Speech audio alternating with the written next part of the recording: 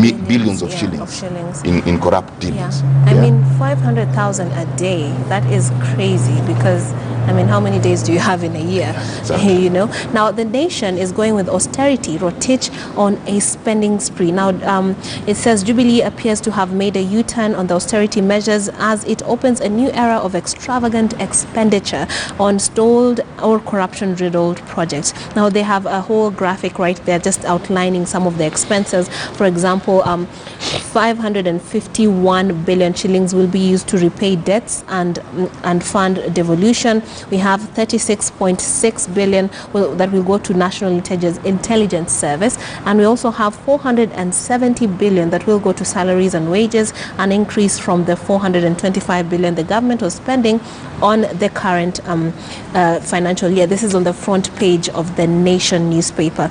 Now, when you see this sort of figures that are going around and the question of austerity, what do you feel, Mr. Mwenda Bijiwe?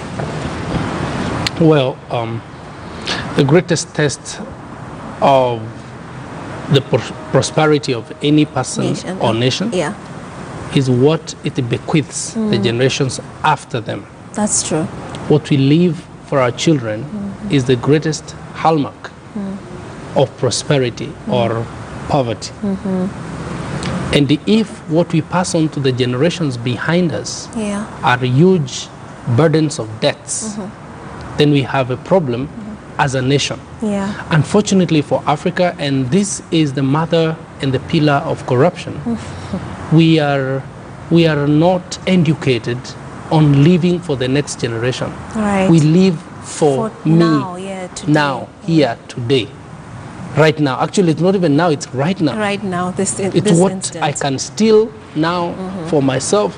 And it's shocking, we do not go with the mentality of, say, the Japanese or the Americans who say build for the future. For the future, If our leaders would understand that this huge amounts of money, huge, debt is actually a burden that we are amassing for our children in the future. We are going to have the generations of our children working to pay debts. Not to develop themselves. And this is very unfortunate. When the papers give these numbers, I tend to get the feeling that we have gotten used to seeing these numbers. Even a billion Kenyan shillings today doesn't mean anything, because you're always seeing large figures. 11.2 billion. The presidency will now spend 11.2 billion on a new financial year that starts in July. I mean, do you feel like we have been made to get so used to this that there's no outrage? Because when a paper comes out to outline this, the reaction should be that we should be outraged, we should be annoyed by seeing this kinds of monies when we are suffering and fuel prices are going up, we are having all these difficulties. Do you feel that we have become numb to this sort of headlines? Yeah, absolutely. I feel we have not only numb, but we have almost become dead to this kind of stories. They are written and heard and doesn't even amuse us at all anymore. Now, if you look at, for example, the fight against corruption, a few weeks back, it had gained a lot of momentum and Kenyans had supported us big time. Or rather, Kenyans had supported the whole fight against corruption. Then suddenly, I don't know what has happened, the finesse, the sharpness to fight corruption has suddenly died. And so we lose Kenyans just read this and use this newspaper like one of our leaders said to wrap meat, and that's all they can do with it. I'm telling you, this is no big news in this country no more. Do you feel we are numb to these headlines and these huge figures? I think it's become normal for Kenyans. Initially, we were talking of corruption. When the nation, outlines it like this and has all these graphics and the different, I mean, this is a thorough breakdown of all the figures, but then you'd find little reaction to it. Do you feel? If it was another country, there would be outrage. People would be on the streets. MPs wake up one day in the morning and increase their salaries and allowances, and we're just numb to it. They have houses in Nairobi. But they want us to pay for the hotel upkeeping, and it's become normal.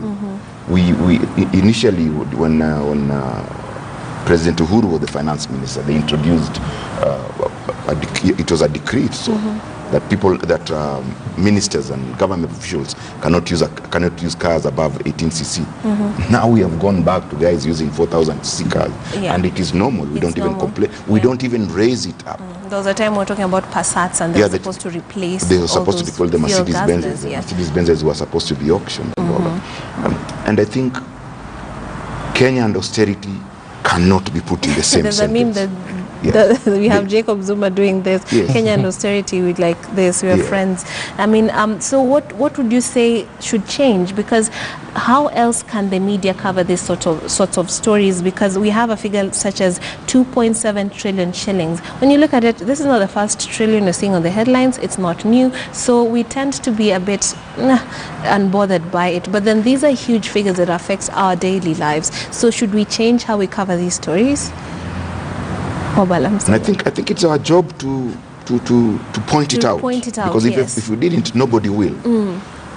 But what if it's losing its sharpness? It is not necessarily losing its sharpness. We become numb to figures because every time you're talking about corruption and plunder, we are talking of billions and trillions, not millions.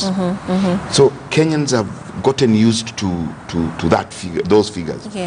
I think we should be, in our reportage, we should then try to explain to Kenyans what, for instance, 2.7 trillion can do for you. We simplify it to make them understand what it can actually do, as opposed to what it's doing or for how example, it is being planned. that hospital that does not have maybe an MRI machine, this amount would have actually afforded it this type of machinery or facility. It would have built like 10 of those hospitals. Or those schools that don't have desks or pupils are under trees, this could afford us at least 10 well-equipped, well-built schools, I think. Let's move on to another story that made headlines yesterday, the sale of fake gold. It has been increasing. There has an increase in the sale of gold, but then there were people who were arrested yesterday trying to sell fake golds and using mallets to mask the weight of the fake things they were peddling. I mean, I'll start with you, Mr. Mbijio. What do you feel about this one? And on The Nation, they tell us politician caught in the fake gold scam web.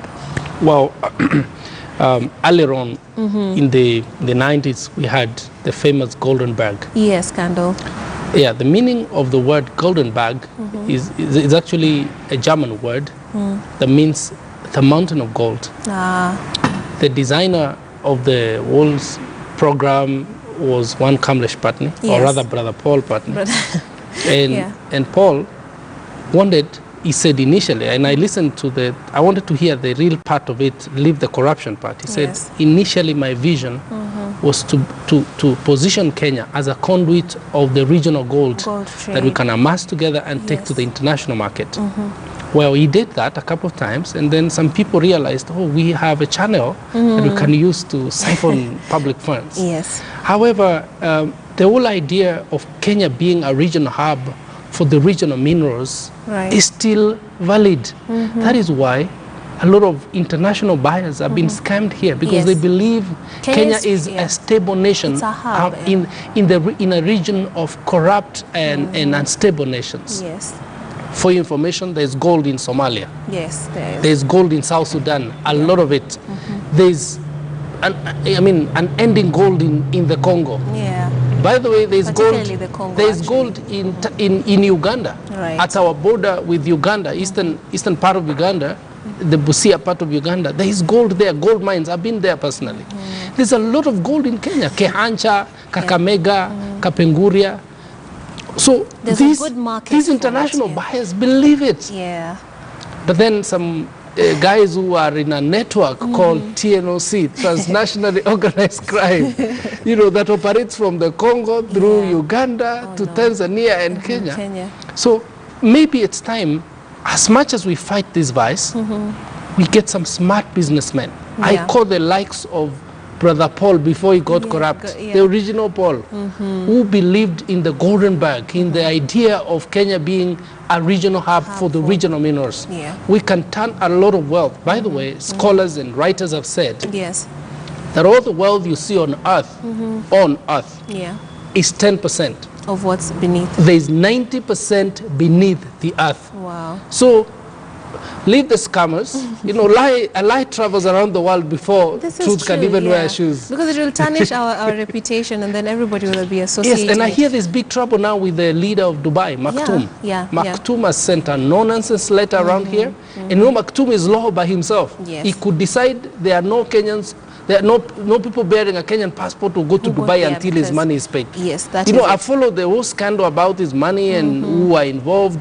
Maktoum is serious business. Yes. And so we better treat him with seriousness, help him get the people who scammed him, and send them to Dubai to face justice there. Then we can have peace going to Dubai. Yeah, and keep trading with gold and perhaps build ourselves. Mr. Obala, what about you? I have history with the gold scammers. I lost a job because of this. Wow, do tell. In 2011. And it is interesting that we have let this go to the extent in which it has. As it is, there is no investor confidence in Kenya because of the scams. And the misfortune is that the police, very senior police officers have been involved. Very senior news guys have been involved. And politicians have been involved. This is just but a tip of the iceberg. If we really went into it, there is so much that is going on that doesn't make sense. One thing I want to differ with my co-presenter, my co-host, my analyst here is that Kenya does not have the amount of gold these scammers purport to be selling to the interested party. DRC too doesn't have that kind of gold. Because you look at a mine, the production of a mine in DRC annually, and then vis-a-vis the 800 kilos or 1 ton, 2 ton, 5 tons that these baggers claim to be having. And we have not that capacity. First of all, DRC is unstable. It's divided into fiefdoms, where each rebel group controls a mine and all that. Now, for them to have that amount collectively, it will take them a couple of years to accumulate that amount of gold to be able to sell. It doesn't make sense. It is the reason that at some point of time, President Kabila, then DRC President Kabila, came to Kenya and demanded that these guys be arrested, action be taken. Because these guys claimed to be having over 8 tons of gold.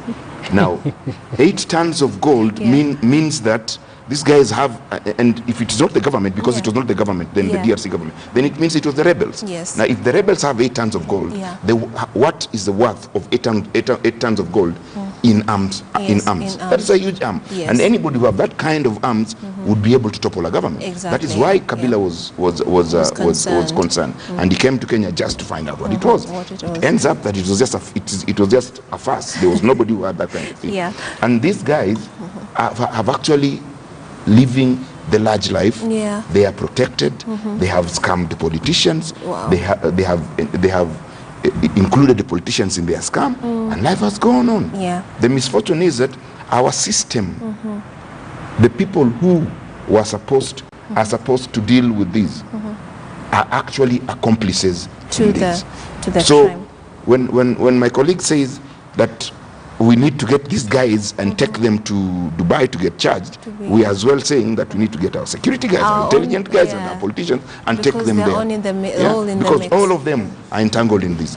This is not possible without the support of people in security. It is not possible. But one thing I like is with the coming of a new DCI, Mr. Kinoti truly, and I pray God's grace on him, has had his hands everywhere. He's now at KRA, he's with the gold scammers, he's with the Kimwarels of this world. It's time sometimes to put an end to evil. I come from Mount Kenya region, the Meru side, the Miraa side. Occasionally you hear there's a fire in Mount Kenya. You understand? Yesterday there was. Yes, there was, and there's still some fires, but now with the rains, the fires have been naturally dying. What happens when there's a fire in the forest, it burns everything old. So sometimes you just need some fire from Kinoti, burn some chaff around. Because bro, TNO says, I am a student of international relations. I know something called transnationally organized crime. You can't kill it. It's from here to Pakistan, from here to Indonesia. Yeah. It has players here. When you hit them in Kenya, they run to Congo. When you hit them in Congo, and you know most of these Central African nations have absolutely no. I have known an Iranian who was conned billions in Central African Republic going to buy uranium. Wow. Some of these buyers are also stupid. How can you buy uranium from River Road? Who has uranium in River Road? That's a good one. And I mean, I think it's the same reflection when it comes to the fake dollars that we've been seeing lately, as well as I think there was the fake dollars, the fake gold, and perhaps I forget the other thing that has also cropped up. But I'm wondering if a country such as Botswana has managed to streamline its industry with diamond, can we actually achieve what you're talking about with the gold and other minerals? Because Kenya is strategically placed. We can actually achieve that vision. I believe we can. What we need is people of goodwill. Of course, just like any other area, weed out the corrupt and the bad players. But then we need goodwill business people. Right. We still buy gold rings. This is my wedding ring. I bought it about 15 years ago from Nagin Pattern. Nagin Pattern still sells real gold. Right. You see, I have had this ring for almost 15 years now. Right. So this is possible. We need to get a few Nagin Patterns who can believe there's this business, real mineral business, and get involved in it without involving themselves in the bad deals. Mr. Obala, what do you feel? I just think that as Kenyans, we need to calculate in our children and ourselves. I think for those of us in our age, it might be too late. But for the younger generation, we need to be able to calculate that hard work pays. And no nonsense because most of these guys, if you look at this camera, most of them are very young guys, in their 30s, in their early 40s. They are not old guys, but they have had already this feeling that they want to make quick. Without working. Get rich quick Only schemes. then I think would we stop. Yeah, hopefully. And also another a story that is cutting across both headlines on The Nation and the Standard is the death of of course, the death of the former head of civil servants as secretary to the cabinet, Jeremiah Gitau Kiriaini. It's been covered on the top page of, at least teased on the top page of The Nation, as well as the Standard. So if you're interested in that and some of the life and times of that former head of civil service in Kenya, take a look and just find out the interesting happenings that took place in his life. For example, one time where he almost shot somebody, and and a few others, and the insult that brought him to the brink of that. Now, that is it for Morning Express's section on for analyzing our papers. Let's take a short break and come